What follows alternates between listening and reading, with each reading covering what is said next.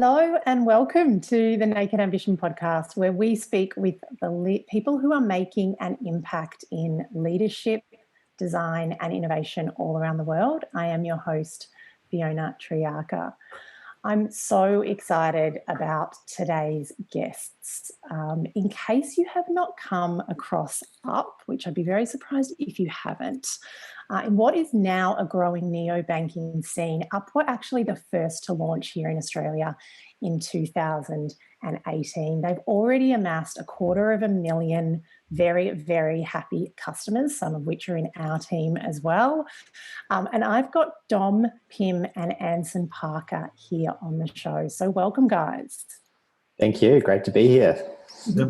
Thanks for having So a us. little bit about the guys. Dom is the CEO and co-founder. He's an entrepreneur. He's a technologist.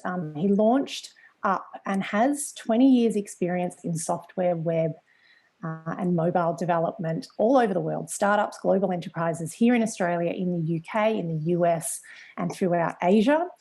Anson is the product visionary behind Up. He's stacked up some very impressive design and tech creds with startups in San Fran and here in Australia. So there's going to be loads to talk about with the guys today, and heaps of really great insights, I'm sure, from the perspective of tech and design and product development. We've already had some great questions sent in as well from people who've got some things they're keen for you to cover. But I'd love to kick off with you guys.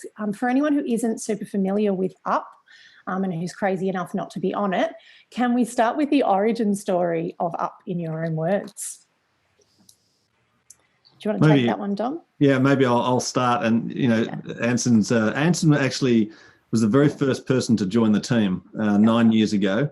So he's been here for the whole journey as well. So he can absolutely talk to the origin story as well. But, for us, we're a software company, a technology company, and we've been building technology for a long time.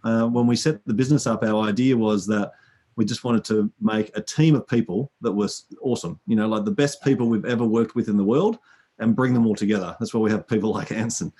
So having all these people to, just to be able to collaborate, to be able to innovate and use the latest technologies to solve problems. I mean, that's really the thesis of why we set up in the first place. We stumbled our way into banking. And then after about 4.5 years of working with some of the big banks to help them build digital offerings in Asia and in Australia, we got pretty frustrated because none of those solutions, although hundreds of millions of dollars was spent on them, none of those solutions actually got into customers' hands. And so, Anson and I we've traveled all over the world together, talking at conferences and all sorts of stuff. And every time we were chatting on the plane, we'd be saying to each other, like, this is crazy. Like, we've got all these great ideas. We've got the ability to execute. We're creating world firsts, and yet we can't get this stuff into customers' hands. And that's actually how the idea of Up was really born. Is that we've been working with Bendigo and Adelaide Banking Group. They're the 5th largest bank in Australia, or retail bank in Australia, and they're a public company and all that stuff. We'd been working with them at the time for 6 years, and we said to them, look, we're going to launch our own digital bank. We've seen what's happening overseas. We think it's an amazing opportunity. We've been working with these big banks and really struggling to get stuff out the door. Do you think there's anything we can do? And to their credit, like I always say, that's exceptionally brave for a bank of their size, a public company, this huge sort of enterprise with 7,500 people across 500 branches and all that sort of stuff, to actually say, you know what, we're going to back this technology company and we're going to partner together. And they basically deliver, they provide some capital, they deliver the banking license. And that has meant that Up could get into market before any other neobank in Australia.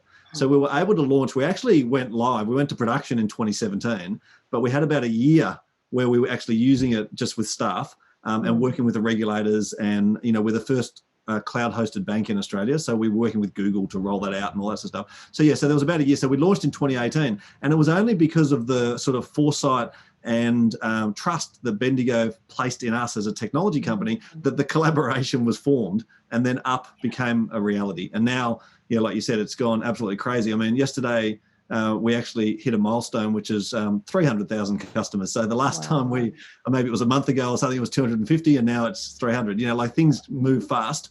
And it's absolutely amazing. So I don't know if I missed any exciting bits there, Anson, but that's sort of, I guess, the origin story of where it came from. Yeah, beautiful. What would you add to that, Anson, from that sort of the early days?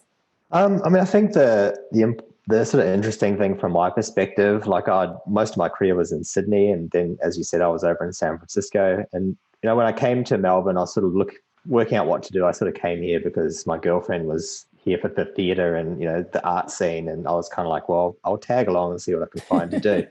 And like a lot of the jobs when I was looking were kind of big. There's a lot of banking in Melbourne, big finance companies, and they never really appealed to me because they were just huge teams and really prescriptive environments, and it didn't really seem like you could make a difference. But banking is something that's so central to all of our lives, and as a software person, it's something you'd love to be able to get your hands on if you ever manage to find a way to get the opportunity.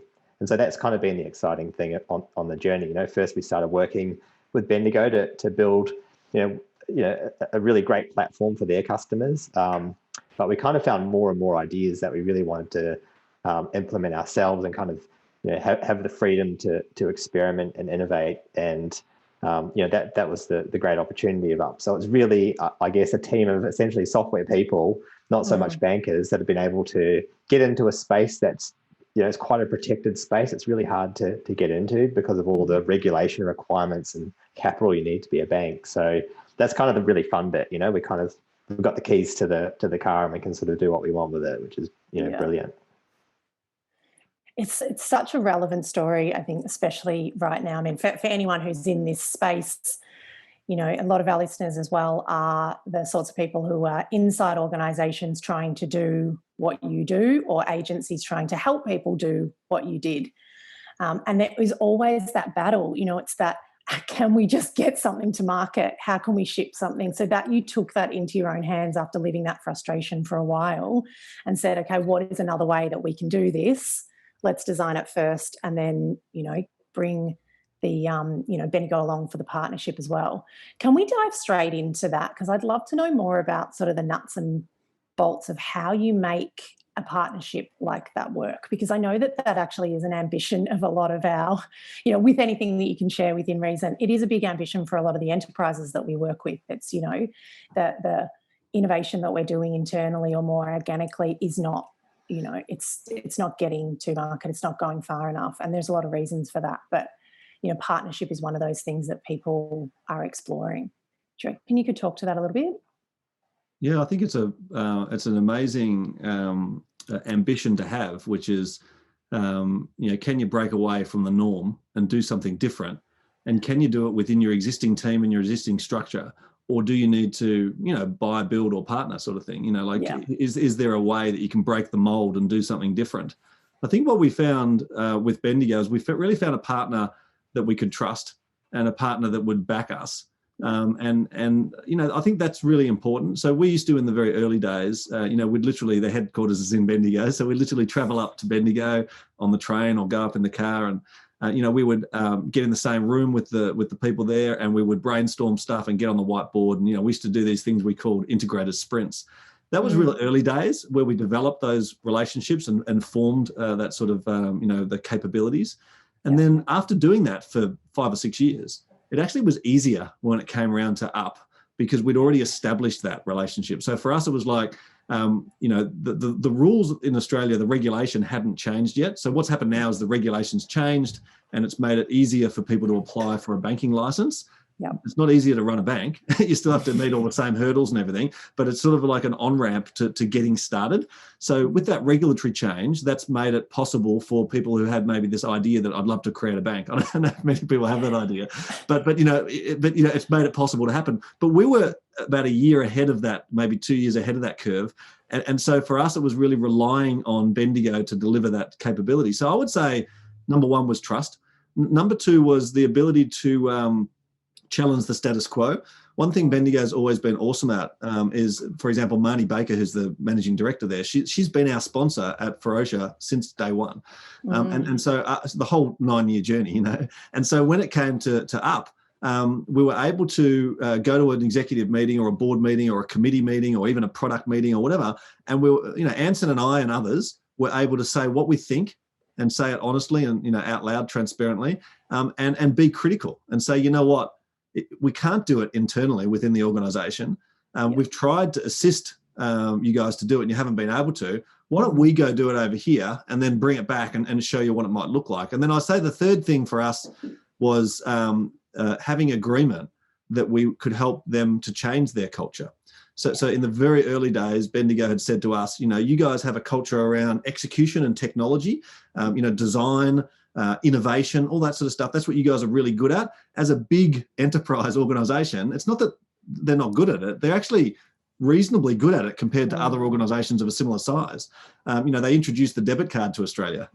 They launched, Australia's payment switch for all the credit and debit card transactions. They did all sorts of cool things, but it takes a very long time to get there. So I think that cultural change was the other one that was big for me. Having permission to sit down with people and help them think differently, do things differently, apply design thinking, apply the latest technology, and be open to iteration. Like Anson always, maybe he can even say, but he always talks about how we launched up, and when we launched up, you couldn't take your money out.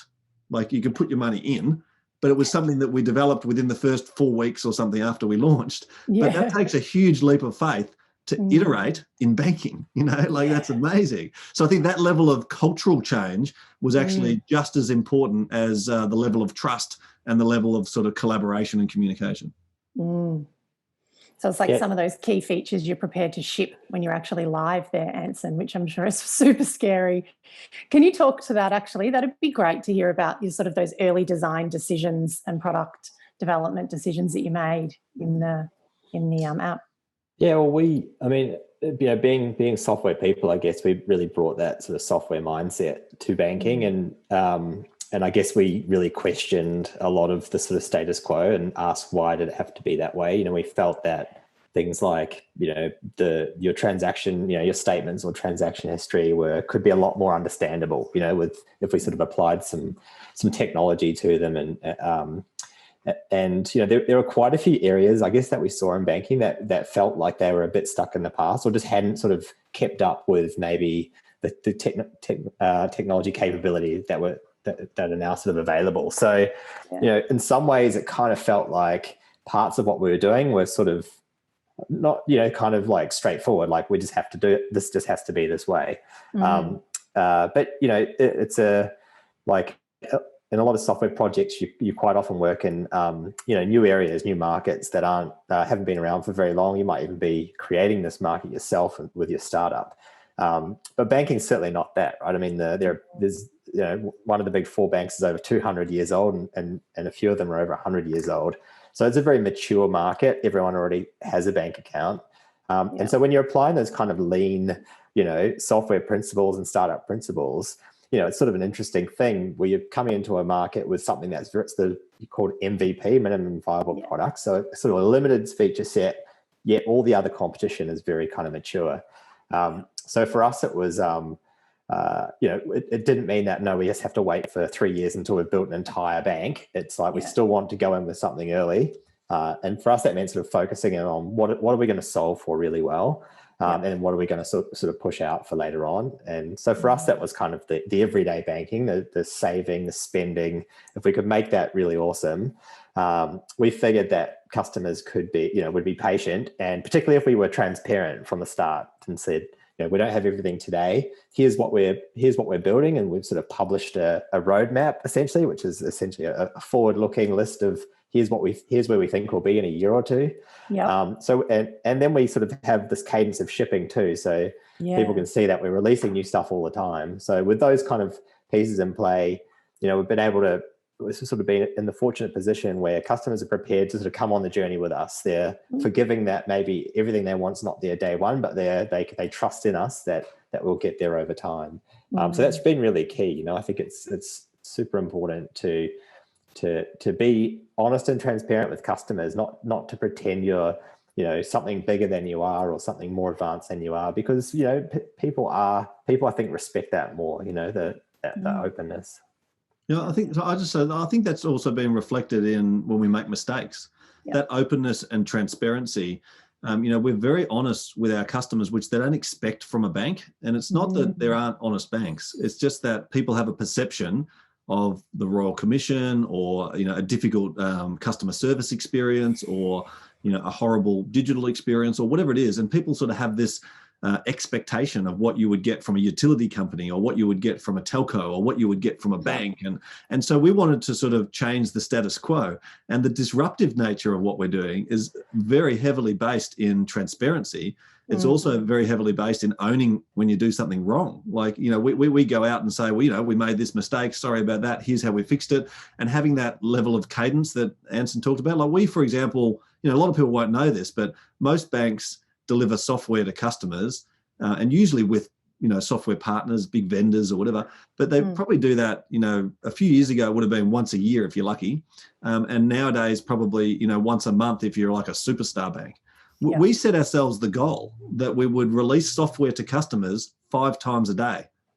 Like, you just think about that for a minute. There's not a lot of companies in the world that are able to do that. And so for us to be able to do that, when you have your public roadmap and you're very transparent and you own your mistakes and you have a great communication with your customer base, it's very easy for us just to keep shipping software every single day. At the moment, we're averaging over 6 times a day, right? So just keep shipping software, and then everything just gets better and better and better. And that actually helps us to build trust. So one thing that we thought we're very proud of, and we're interested in sort of talking about, is that how do you develop, I call it the new trust, but how do you develop trust with customers when you don't necessarily interact with them directly? You're using technology to provide a service or an app or whatever it is to your customers. And it became really important for us to build that relationship, a direct relationship. And we're very proud of being able to, for example, answer our customers' questions, accept their ideas, have a conversation with them. We built the capability into the app that you can have a conversation with us, talk to us, we call it. But our average first response time is less than 2 minutes. And so that means that the expectations that you have of, contacting your bank and waiting on hold for half an hour and, talking to someone who, doesn't know how to fix your problem or, who has to put you through to another department or whatever, none of that happens at Up. Like, so that feedback loop actually means that we can iterate our product, and then our delivery cadence means that we can deliver the goods, and our transparency means that we can be honest and open. So I think all of those ingredients together actually make it what's so special. It's not just like one of those things, it's like all of those things together. Yeah. I've seen that on your Up tree, actually, where you're talking about, these are things to come, here's a secret project, and notice that got a lot of buzz. A few design groups around LinkedIn were enjoying that one as well. So shout out to you there, both of you, for that. Can we dive into that a little bit more? Because you're talking about there, that's phenomenal. We're talking about shipping features or updates 6 times a day. I don't even know who, certainly it wouldn't be within the banking sector, as you mentioned, but even other, tech companies that could say that they're doing it at that cadence. How does that happen? Like, talk to us. What is the secret sauce behind, this is, the dream state for a lot of companies to be able to move at this sort of speed, but also to deliver with the integrity that you're talking about, as well as being such a, a brand new company, really, 3 years old just, or 3 years in market almost. Can you talk to us about that, Anson? Like, how do you run the product team? What is that model? I think, part of it is, when you're releasing a lot and you're not necessarily releasing, massive features 6 times a day, right? That's kind of the thing to get your head around, is that essentially, Up as a product and as sort of a development team, we're really focused on making change sort of cheap, making it as fast as possible for us to test ideas, to update things. And so part of that is making lots of small changes rather than less, big changes. Because the bigger the change, the kind of scarier and more riskier it can be in terms of, will this break some functionality? Will this, upset a whole bunch of people, or whatever it is? So part of it is, making small updates and having great confidence that when you do make those updates, that things will keep working. So that's, automated testing and those kind of technologies are really important. So, because we've come from the software perspective, that's sort of always been really central to how we develop software. And ultimately, it's sort of a big part of how we're able to move so quickly. It's reasonably easy for us to take something from the idea state and get it into the app. And if you can do that quickly, that means you can take more chances, right? You don't have to be as sure that you've hit the right thing because we'll only have one shot at this, and if we stuff it up, that's our chance blown. We have a very different process, which means we can test ideas, but we have to be very disciplined to make sure we keep things scoped at a reasonable level and find a way to develop features that sort of evolutionary and iterative, so that we can break a feature down into a useful kernel that we can ship today, get some validations and feedback, see if customers are using it or not using it or not understanding it, and sort of adjusting from there. So there's a lot that sort of goes into enabling that, from everything from the way you build software, the way you test and release it, to the way you gather data from customers and understand how people are using your feature, and also what they're saying to us through Talk to Us, the feedback that we get. Also the collaboration cross-team, like the cross-functional collaboration from a product sense. Like Anson's pretty humble, but our design crew and our product crew and our engineering crew are not all separate people. They are separate people, but they're not. We don't have those teams working in isolation. Typically, along the lines of what Anson was saying, is that when we break down a product into its sort of parts, you'll have people from all those different disciplines working on those parts together. And I think that's really important as well. One of the things we talked about when we set the business up was that we didn't want to have a design team over here designing something, an engineering team over here doing something, a system operations team over there doing something, a product team going off and imagining new things. We actually wanted everybody to be able to collaborate and work together. And it sounds like a really simple thing, and people talk about it all the time, but there's so many sort of trials and tribulations of how do you build that culture? How do you build the sort of collaboration across teams? How do you have that multi sort of, cross-functional capability in order to deliver those small parts? And I think that's part of the sort of secret sauce. It's not like you can just go to LinkedIn and hire a bunch of people and then just magically deliver software better. You need to develop over time relationships, trust, collaboration, communication, cross-functional capability, redundancy in your team, all those sort of things. So that when you break the epic down into smaller parts, you can then have sort of a design-led approach, a technology-led approach, an engineering-led approach, a cloud services approach, and all of that sort of thrown into the melting pot. And then it actually enables that sort of delivery of this vision, So, and are you structured, do you do the sort of squads and guilds, like to get really specific? Is it sort of, how does it work with your product dev team? Is that the kind of bringing different groups together? Yeah, more or less. We would, like, probably at any one time we'd be working on 2 or 3 sort of major features, and those will typically be sort of broken down into squads. So we have engineering and product and design within those groups, and then we sort of have some other groups that'll just be looking at tech support issues coming in from customers. Like, are there just sort of little bug fixes that we need to work out?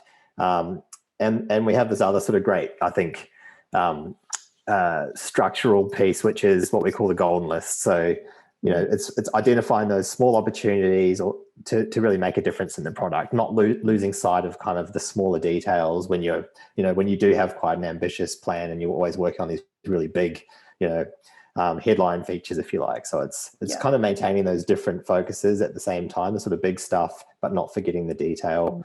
But yeah, definitely breaking out into a smaller groups of people that can really dive into a feature area, whether it's something in payments or joint accounts or other types of areas like that, and work through all the detail. And is it also, like Anson, part of it is the freedom for people to be autonomous. So the team structure is one part of it. The other part of it is that we're not going to come up with all the great ideas, right? Like, Anson's awesome, that we love him, but he can't come up with everything. He does come up with an extraordinary amount. What happens is sometimes the engineers will come with an idea. On the weekend I was at a barbecue, I thought this thing, or my friends have been telling me they've been out shopping and they had this thing, whatever. And so I think that cross-functional sort of collaboration is really useful, but the autonomy piece is really important too. So, for example, a lot of our engineers have a design background, and so they can put together a prototype or something fairly quickly, and they're able to actually pitch it to Anson and say, hey, look at this, what do you reckon? And so we've got lots of examples of things like that. But some classic ones that are just amazing is our ability to automatically detect a subscription. one of our engineers was like, well, I use Up to run my life. And one of the things is I'd like to improve the ability and leverage the merchant capability that we have, leverage the taxonomy and the categorization, do you think it'd be possible to maybe get some crowdsourcing and prompt the customer and say, we think that your Netflix is a subscription for this amount on a monthly basis. Is that, yes or no sort of thing? That was just an idea that sort of evolved from one of our engineers. Pull to Save is another one that is just absolutely incredible. I don't know the latest numbers, Anson, but it's more than 1 million, right? More than 1 million people, maybe 1.5 million have pulled to save, or 1.5 million times. Yeah. And it saves you spare change, which makes your whole app and look better, and your balance is nice and clean and all that sort of stuff. But it also subconsciously creates a habit, a savings habit for people that aren't exposed to coins and notes like we used to be when we were kids. This new generation is sort of interacting with money digitally, and it's hard to sort of feel like it's tangible. So suddenly we have this gesture, and the gesture was sort of freed up because we have the technology allows the system to automatically update. So you don't need to pull it to refresh it like you would in maybe a Instagram or a Twitter or something like that. And so people are used to that gesture to pull. And what we found is that we could use that gesture to help people create a habit to save. But that was an idea that came from one of our engineers and was put forward as a demo. And then, we backed it. But that level of autonomy to be able to, outside of your day-to-day sort of responsibility, be able to have the freedoms to innovate, I think is really, really important. Yeah. That's like a utopia of the culture of innovation that I think so many organisations are talking about, and even through those different lenses that you mentioned earlier, being, sometimes it's tech-led. So the pull is the tech, for example, that's the feature. And then the design-led is what do people actually need you could do with this, and then them being able to act and ship so quickly. It's, you're actually really living the principles there, which is so exciting, I think, to see. Can we go back a little bit on, we've talked a lot about, like how things are sort of working there in terms of, that the design, the product, the dev, these sorts of parts. I want to come back to something that you said earlier, Dom, about that topic of trust. And, as a brand, clearly from what you've told us all now, you've had a lot of freedom in some senses as well, and you've taken advantage of that to really push the boundaries of what is expected of the sector. What is the reputation of banks? What do people expect from banks? You've challenged that a lot. Talk to us a little bit about, that trust that you mentioned before, and maybe some of your vision, if you will, even for where you want to take Up, or maybe even, potentially other products within this sector as well. Yeah, let me just frame it, and then Anson will absolutely nail that, I think. Yeah. So let me just frame what I was sort of getting at is that when you're launching a service like a bank, a lot of the naysayers, a lot of the negativity is coming from this idea that you have to develop trust with a customer because you're holding their money. Now in the olden days, that might have been represented by a vault, or money held in a safe or something secure, and you knew that your money was safe. Nowadays, that trust needs to be that your system's not going to get hacked, that your infrastructure, your technology is not going to go down, and that I'm going to be able to access my money anywhere I am in the world and all that sort of stuff. So I want to pivot it from that sort of, let's say, traditional aspect of trust to how do people now trust Uber? You're getting into a car with a stranger, and you're going from A to B, and 10 years ago that would have been unimaginable. Or how do people trust Airbnb? You're going to a stranger's house and you're sleeping there, and how do you build that new trust in the new economy? And I think that's the idea, that software mindset that we had. How do we disrupt banking? So I just wanted to frame it in that way and say this, that there's a report that comes out on, I think it's a quarterly basis, the Glow Index of trust in banking, and Up is the only digital bank in the top 10 in Australia. And in the last few times that they've reported, we've actually come out number 7, number 8, somewhere in the top 10. It's extraordinary that we can go from the brand not existing 2 years ago to now being in the top 10 trusted banks in Australia. Now, I think that just frames your question, which is we actually are not just talking about how we're going to do this. We're actually talking about how this phenomenon and this growth and everything has actually developed trust in a brand that has elements to it that are sort of embedded in money and financial services and that sort of trust, but also have this new trust. I call it the new trust, which is technology, which is trusting an app to run your life, trusting that there are humans behind it, but this technology is sitting there in the intermediate. So I just wanted to frame it in that way to say that, being one of the top 10 trusted banks in Australia is an extraordinary thing to be able to even say as a new brand. And maybe I'll just, pitch over to Anson in terms of how we see that trust playing out in a product sense, and also what's the vision for that, Yes, please. Yeah, I mean, I think those examples of, Uber and Airbnb are really interesting because in a way, trust was their big hurdle to overcome. And likewise for a new bank starting too, I think there's always that first question is, will customers trust you with their money? And I think it's the temptation early days is to think the way to solve that is with a really great marketing campaign or really great messaging.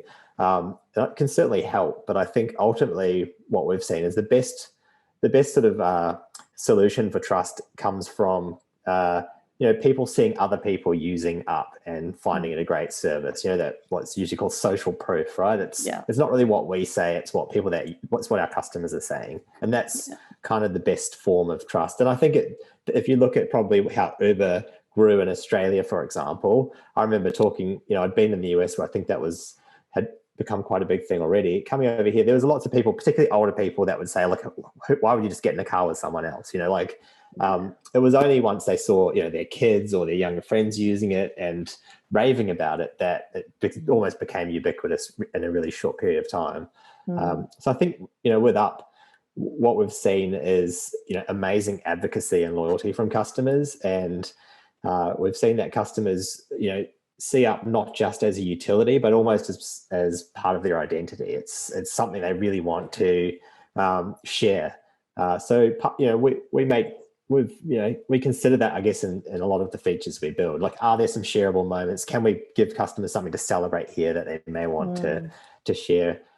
Because there's a lot of positivity to our mission. Our mission is very much around helping customers feel good about money. That's really been our core focus for the first 2 years, is just building those tools to give them insight and understanding of where their money's going, and tools to help build savings and kind of set a future that is more in their control and more anticipated. And I think that to where we go in the future, as we sort of feel like we're getting a better and better solution for that everyday banking use case, then we're very keen to look to other areas, definitely in the financial domain, but not maybe strictly banking, where we can help people with a similar kind of approach, right? So that could be in investment, superannuation. It could be certainly there's some borrowing stuff. I mean, I think we'll, like any neos, is likely to tread carefully in that space, because you want to do right by customers and make sure that you're not providing a service, particularly as a new bank. You don't want to be providing a service that customers are struggling with. I think that's sort of the worst thing you could do. So we're really looking to find ways of, credit is really useful for getting into a home. Most people are going to need some form of credit to buy a home, or, perhaps a new laptop for uni or whatever it is. So there are great uses of credit that I think are really healthy and ones, but they need to be sort of delivered in a way that customers really understand what they're getting into and can manage those commitments. And so anything in that space, we really, I think we can sort of, I guess, show what we can do with transactional banking, build that trust with customers. And then when it comes to some of those other products, I think that customers will believe that Up will provide a great, similarly great solution for those too. Yes. I think is that because it's something that, sorry. No, I was just going to say that it's actually that level of trust, and that, as Anson said, sort of embedding Up into your life and feeling like it's part of the brand of you. Like people are proud to say, hey, I'm an Upsider. I had this experience. I've been an Upsider for 2 years, or I could never save before, but now I can save because of the tools that Up provides me, or things like that. That is the reason that Up is now the #1 rated banking app in all of Australia, in both the App Store and the Google Play Store. And so I was talking before about trust, but actually how does that trust sort of translate into this referral and social proof and growth? And a lot of that comes through customers putting it on their own social media platform, telling their family and friends, sharing those moments that Anson talked about, and App Store reviews. Like, we're 4.9 in the App Store. You can't, it's almost impossible to get 5 because you're always going to have some disgruntled customers. So I think that sort of has manifested in a trust sense, and it's also manifested in a growth sense. And so I just wanted to touch on, just to round that out, is that when we're talking about these sort of things, we make stuff so easy with Up that when Up first launched, to get a bank account in Australia could take anywhere from 2 or 3 business days to 10. Like, you'd have to wait for your card to arrive. You'd have to go to a branch, or you'd have to, ring up a call center. You have to go through those sort of processes. And it's hard to even imagine that here we are 2 years later, and Up was the first bank in Australia to launch where you could download an app, put in your ID, and sign up an account in less than 3 minutes. You'd have Apple Pay, Google Pay, Samsung Pay, whatever. We were the first bank in Australia to offer instant issuance of those wallets, of the Google Pay and the Apple Pay and Samsung Pay. And now there's half a dozen other banks that that are doing it. But what that's enabled, that sort of instant sort of capability, it's actually enabled us to open, for example, nearly 1 million accounts since we launched 2 years ago. I just wanted you to understand that, sort of, or your listeners, that trust and that level of advocacy actually is what has fed into the loop of us being able to do what we do. And so we have to be a successful business. We have to be able to make money. We have to be able to hire people. We have to be able to build product. We have to be able to ship product. And the way that we're able to do that is actually the foundation of this brand, the trust, and the ability to execute, and then that advocacy. Like, it all plays together in a flywheel. And without it all sort of working in sync, then we're just another bank, which we're not. So I just think that's pretty awesome that we've been able to translate that into that level of sort of growth over the last couple of years. And something that's really interesting, the connection from what you've both said as well, is it's that, that brand love and investing in making that so strong through all of the mechanisms that you've just discussed, then can give you the license to then explore other areas, because then it's that, it's almost the Simon Sinek, start with why, but anytime Apple turns their hand to something, we're really comfortable with it because we know it's going to be awesome. It doesn't really matter. It's not actually about the product. You've just built up that, that reputation for doing it well. I want to come back into that, because something else that's sort of underneath what you've said there, Anson, as well, is about this.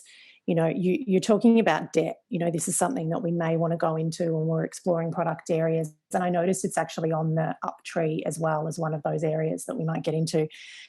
And there is this, it's always been a hot topic in design, and I'm sure you guys are all part of it as well, but this, socially responsible design, or in other cases, this kind of purpose-led innovation, and thinking about, maybe even in the backdrop of the social dilemma and that Netflix documentary, but what are the consequences of what we create?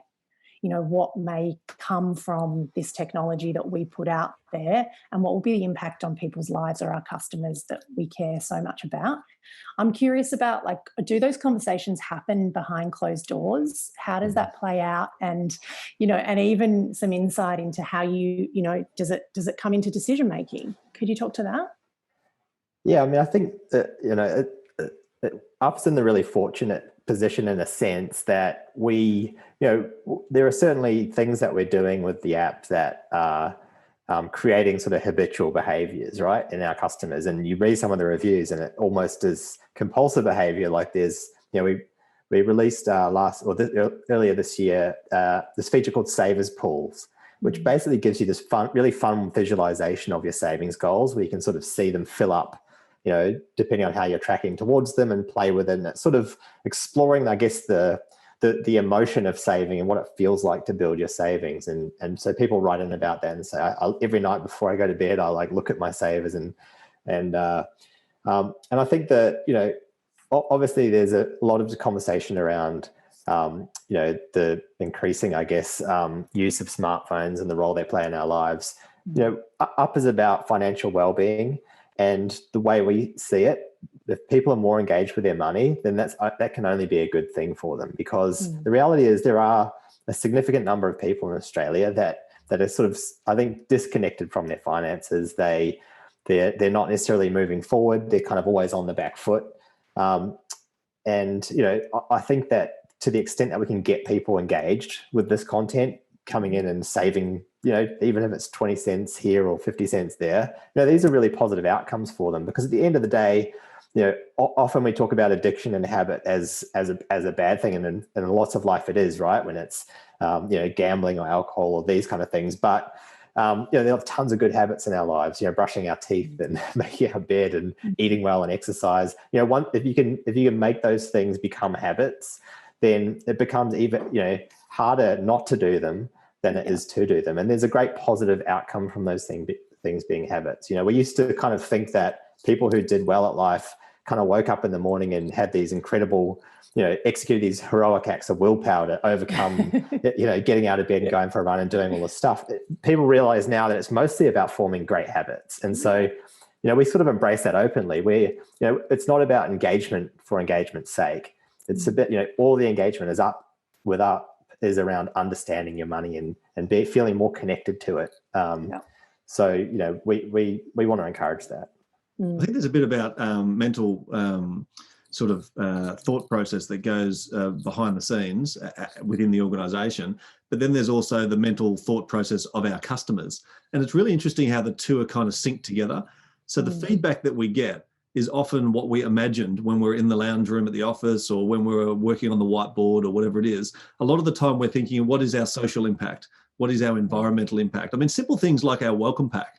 The welcome pack could easily have been $150, high cost to build it, using all these plastics and everything, and then, no good for the environment, all that usual stuff that, you sort of just, people just literally take for granted. We put a year's worth of, effort and thought, and we handmade things in the office. We use recycled materials. We set ourselves a goal that it would cost less than sending a trifold A4 envelope with a A4 piece of paper with a DL envelope.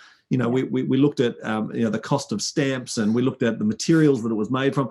And in the end, we came up with a recycled pack that is recyclable, that is reusable, and actually just consciously thinking about that now, the result of that, I would say, conscious thought about that as a real social problem. Now we see people Instagramming, Snapchatting, Facebooking, tweeting, all about how amazing the welcome experience is. It didn't happen by accident. It's not like we just magically thought, hey, let's do this welcome thing. It actually took many, many months of ideas and prototypes and thinking, and we tried all sorts of different materials. We turned the card portrait, we took the data off the front of the card, put it on the back of the card. There was so much, and there's some great blogs that, we posted about this stuff, but there was so much thought that went into that. And all the time we're thinking about social conscience, about society, about impact that we have, whether that be mental health, whether that be financial literacy, whether that be environment. All of those things actually form part of our product thesis. And I'm not sort of putting words in Anson's mouth, but Anson's the head of our product. It has to be his values too, right? Like, he has those values, and therefore those values sort of permeate through the product. And we've found that from an engineering, design, and product perspective, the values of the people working on the team are just as important as any values that you could imagine. We don't come up with what are the values of our company. We actually embed the values in the product that are the values of the people that are working on it. And I think that is sort of a slightly different take on the answer to your question. That's like a big, I think that's exactly right. The culture has to come from the people that are inside the organisation. Let's stay on that as well, because there's some little nuggets, old nuggets you've all dropped in there about, how the culture operates. And you even opened up talking about, we just started up because we wanted to, actually your agency before, we just wanted to work with cool people. So can you talk to us about how have you maintained that culture as you've got bigger? How does that, have there been any kind of challenges that you've come up against, or advice that you've got for people? Because that obviously is something that, a lot of people struggle with. How do we make sure that we stay true to the core of who we are as we grow?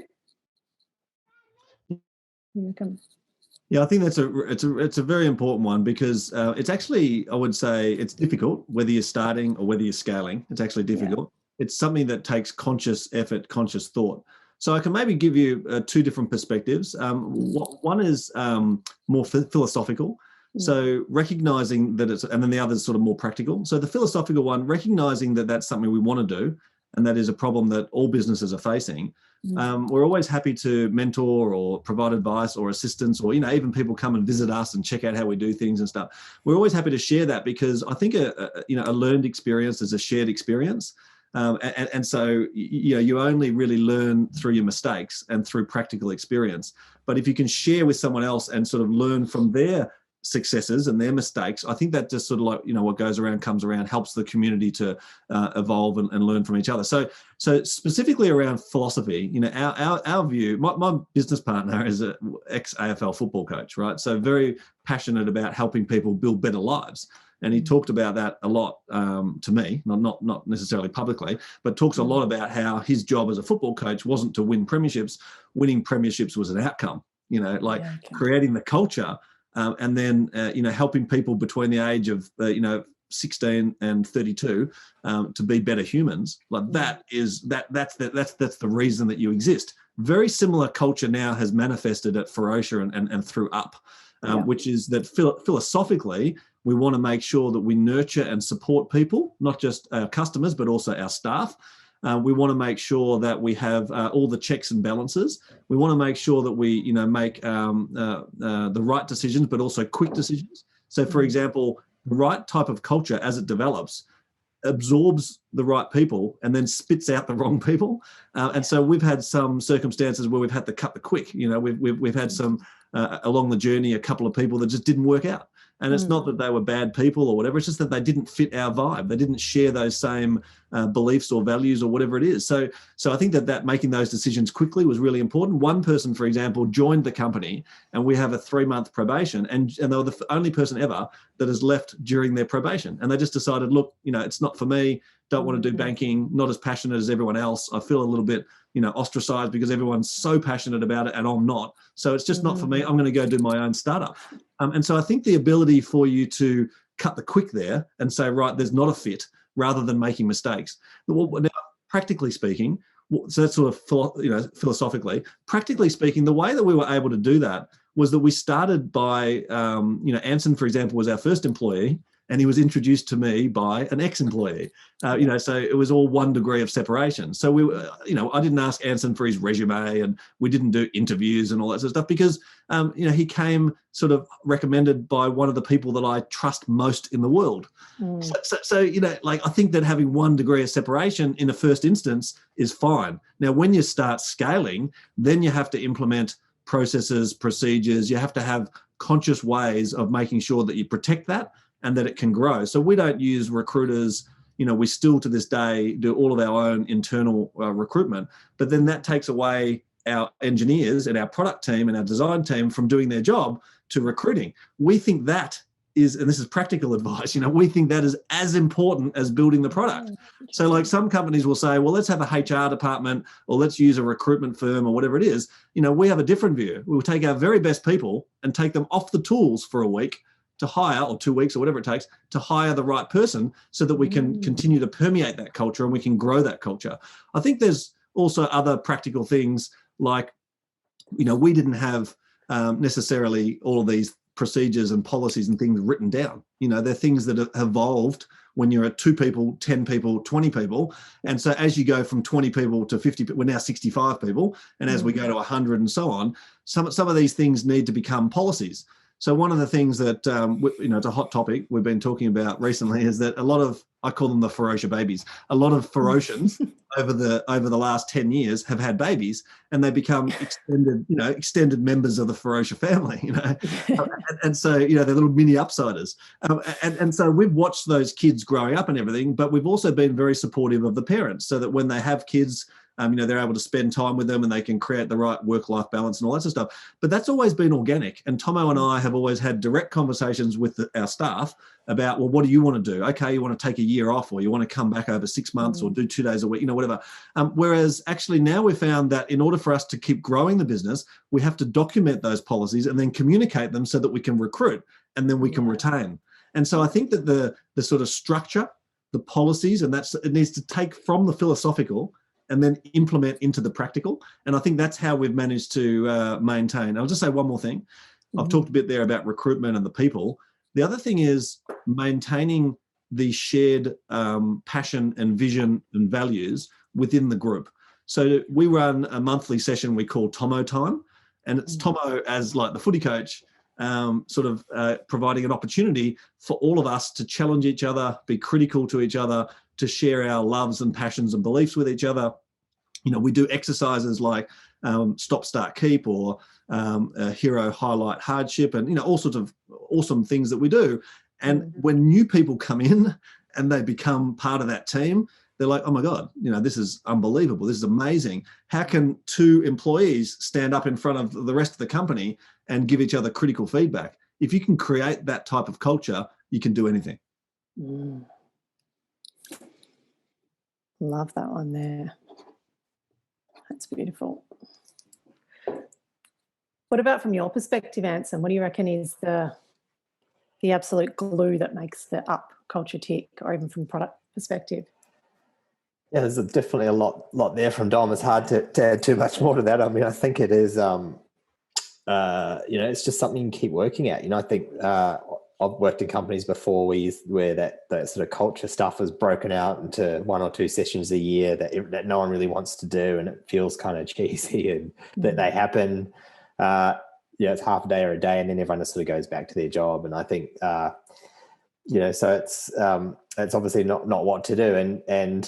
But I think people would always do come into anything that's sort of explicitly about culture and teamwork with a little bit of a defensive mindset. And I think, it takes practice to get good at it and to see the value in it too. It's not just always going to seem like 100% of a good idea straight away. I think, having that idea of cadence, doing something monthly, or in our case, we sort of have weekly structures where on Monday, the whole team will get on a Zoom call at the moment and talk about not just the work that they did last week or are going to do this week, but what they did on their weekend, and it might take half an hour to go around everybody, but it's, I think it really helps people relate. It sparks other conversations. I think, Tuesday, Wednesday, Thursday will be more, all right, what am I working on today? What are my blockers? Your traditional stand-up kind of conversations.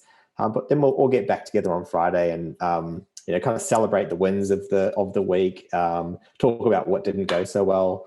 And that just happens really every week. And, and then the monthly sort of more cultural sessions too. So I think it's just doing it a lot. I think a lot of the time you're just sort of overcoming the awkwardness of that stuff, of people that you work professionally with, but ultimately do spend most of your waking hours with. And it is important, I think, to get to know each other as more than just colleagues. So, I guess I would say, especially from my point of view, I think past careers never really responding to that stuff and kind of coming in automatically defensive. It's just kind of, you just have to give it a shot and be open to it and try and do it more than, once or twice a year. It kind of has to be something you do a bit more commonly. Yeah. There's so many great sound bites and takeaways there. I think people are just going to love that last little bit around culture. Thanks, team. It's just super practical as well, and that's really important. Some of these sort of practices people can put in. I think we've got time for one last question. There's one that I'm really curious about, and it's a bit of a two-parter. So it's a bit of a future of one, and it's driven from just even a recent grab from Jeff Bezos's book that's out at the moment, and he talks about how he doesn't, people congratulate him on the quarter that they just had, and he's like, oh, I don't even, I'm not thinking about the quarter, I'm 3 years in advance, and all the leaders in our organisation should be thinking 3 years ahead. And I've sort of heard parts of that from what you've both said today about, where you want to take this. So the first question is around that, where do you want to see up in 3 years' time? What is that vision that, you are each getting yourselves into? And then even between the two of you, how do you make decisions about things that are that far away when you're coming at things from quite different perspectives, presumably? And you sound quite aligned, but if we think about that natural tension between, the business and design, or product and design, and these sorts of things. So that's something you could talk to. Yeah. So, for me, where we want to get to, it's pretty straightforward. There's a mechanical answer, which is we want to be number one bank for under 35s in Australia.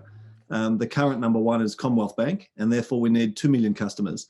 We're 2 years in, and our goal is to beat 5 years.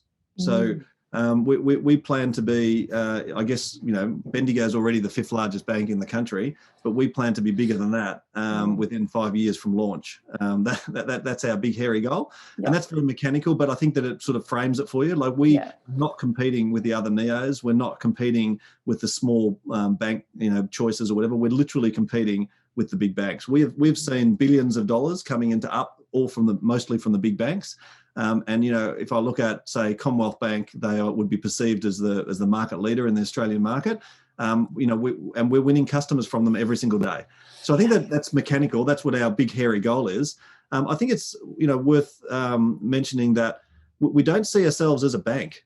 Yes, we are, and that's what we do. But we see ourselves as helping people move from this sort of anxiety-driven, stressful situation where money is a drag, and they don't understand it or they don't want to understand it or whatever, into where the upsiders are passionate about our brand, they're passionate about the tribe, they're passionate about learning, and all the tools that we offer them help them reconnect and be in control of their money. And we hear a lot of companies saying that stuff, but we don't actually see a lot of people delivering on it. Whereas every decision that we make is heading towards that longer term big hairy goal, but also that sort of philosophical reason for being.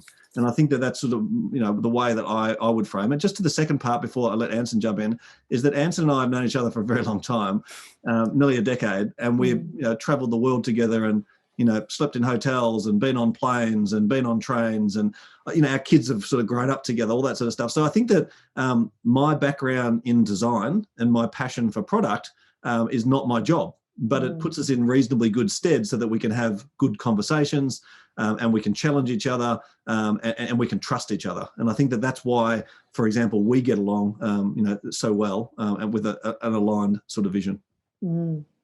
Nice to round it out on trust too. That's really cool. Yeah, I think, I guess I would add to that, I don't think we have like these really crystallized, clear sort of 3 and 5 year goals. We don't tend to work that far ahead because, after 2 years of being live, we've seen how quickly things change and how much, what you learn on the way sort of impacts, your future direction. So I think, we may talk about stuff a few years in the future, but it's at a sort of very high level, it's sort of low resolution, if you like. And as things get closer and closer to the present, then they're sort of more resolved. So we have a pretty clear idea of what we're going to do over the next 3 or 6 months, and a hazier idea over the next year, and a much hazier idea over the next couple of years. Yeah. But, we're really fortunate, I think, to be working in this space. I think the whole team is really passionate about it. There's this pretty horrible phrase in software called eating your own dog food, which just means using your own product, building a product that you're going to use yourself.